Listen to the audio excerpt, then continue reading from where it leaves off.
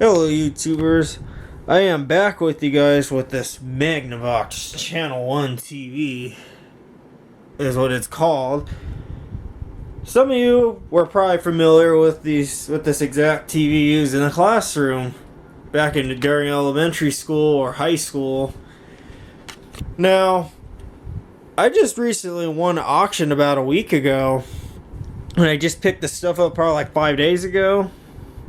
So besides that TV being in the palette of electronics, I got some more goodies here. But the main focus here is this TV. Now you're going to wonder, why is this TV special? Well, it's a Channel 1 TV, but also it got pulled out of my high school.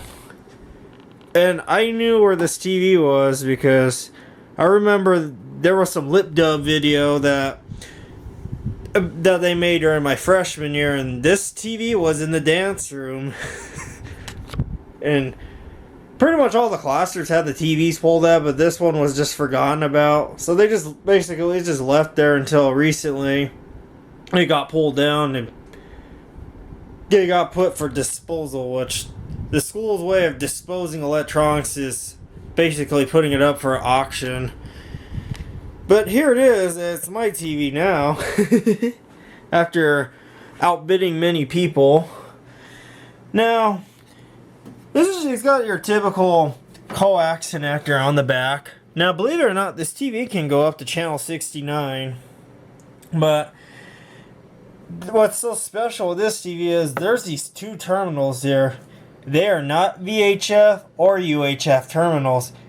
In fact, they're data terminals. Or I guess we connect two wires. One's a data, one's a common. Now, there's a Sharpie marking back here, B/O, with the arrows pointing at these terminals. I have no idea what these terminals do, but I have this guess that this probably was something that interrupted whatever was on the TV to go to channel 1. That's my guess. Because back in the day, they used to use these TVs for the morning announcements. And at one point in time, it was used as a clock channel too, because I could kind of see 2001 engraved into the phosphorus on the tube. But it was just short term. It's not bad. Looks pretty cool. Gives it character. Now, believe it or not, this TV does support remote control. But if any of you know this model pretty well, which in fact I'll show you the sticker back here so you can know the model. This is the model right here. I cannot find any information on this model on Google.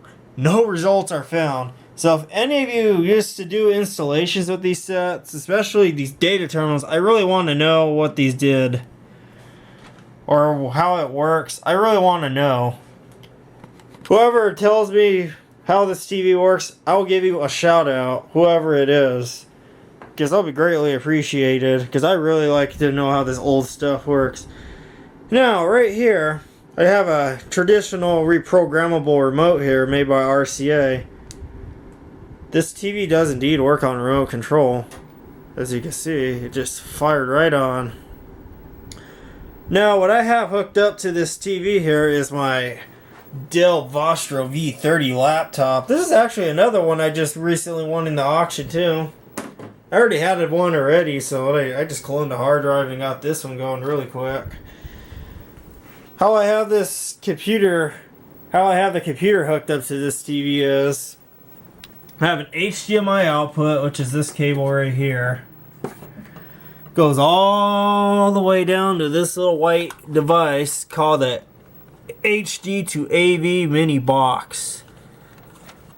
And then from this box, from this RCA end part of the box, it goes straight to this RF modulator, which passes through this device. Comes out this black cable here, which I have a switch set to channel 4. Goes up this cable to behind the TV. And yes, it also transfers audio. Now, we'll just play a little short retail archaeology clip here. And yes, and the reason I picked Retail Archaeology because I know he likes this kind of stuff. And I bet he's probably familiar with the TV. I wouldn't be surprised. So if he's out there watching this, or if you're out there watching this, Retail Archaeology, you're gonna probably laugh at this. Your video on this old Magnavox Channel 1 TV. Welcome to Retail Archaeology. The audio works too. Today we'll be taking a mono. look at the Colonnade Mall in Phoenix, Arizona. See? Or at least what's left of it. Works perfectly. By the early 90s, this audio gets muffled at times. The owners at the time decided here, let's make it even more classic. Mall, Channel 4. Power center full of big box stores. Pretty cool. This weird little walkway that we're strolling down was at one point part of the interior of the So mall. close that. Let me turn the volume down. That's buffering.